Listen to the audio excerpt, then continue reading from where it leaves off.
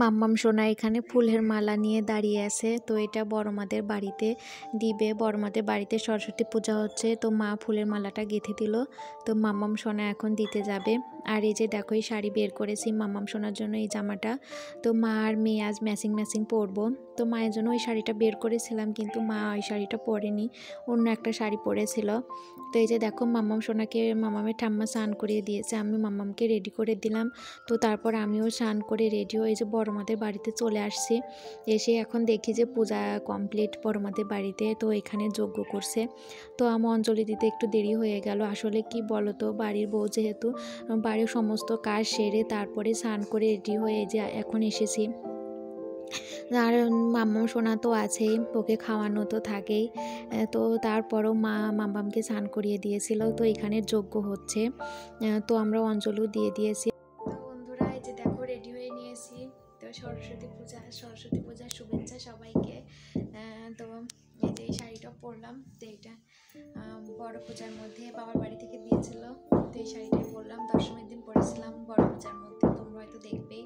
তো আজও এই শাড়িটা পরে নিলাম। তো হালকা পাতলা একটু সেজেও নিছি। তো ব্যাক ক্যামেরায় তোমাদের দেখাবো কেমন লাগছে। তো মাম্মাও শোনো রেডি, আমিও রেডি। তো এখন একটু রিলস বানাবো, একটু ভিডিও করব, ছবি তুলবো।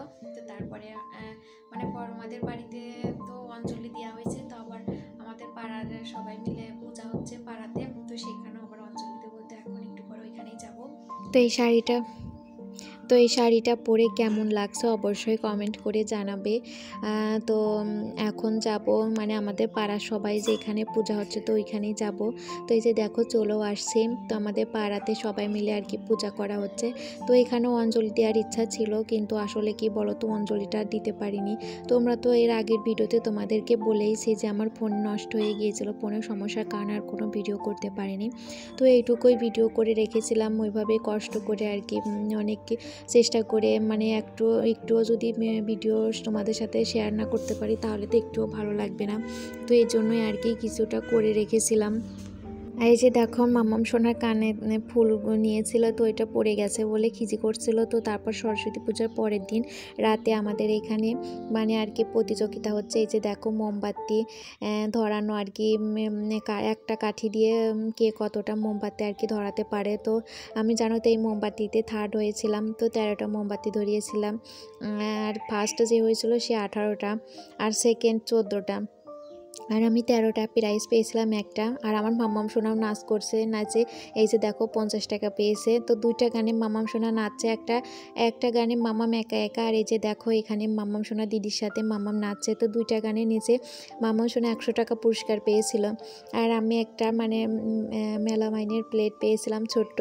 আর মাও জানো তো বালিশ খেলা হয়েছিল, মাও একটা প্রাইজ পেয়েছিল, থার্ড বালিশ খেলাতে থার্ড হয়েছিল, মাও একটা প্রাইজ পেয়েছিল। তো আমরা 3জনই আর কি পুরস্কার পেয়েছি সরস্বতী পূজাতে, বেশ ভালোই লাগছিল পরের দিনটা।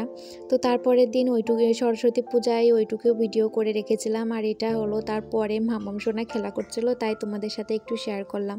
তো একদমই ছোট্ট একটা ব্লগ তোমাদের সাথে শেয়ার করলাম, কিছু ভিডিও করে রেখেছিলাম, ভাবলাম তোমাদের সাথে শেয়ার করি। আসলে তোমাদের সাথে শেয়ার না করলে একটুও ভালো লাগে না, এর জন্যই আর কি ছোট্ট হলেও কিছু মুহূর্ত তোমাদের সাথে শেয়ার করলাম। এগুলো তো একটা সময় স্মৃতি হয়ে যাবে বলো।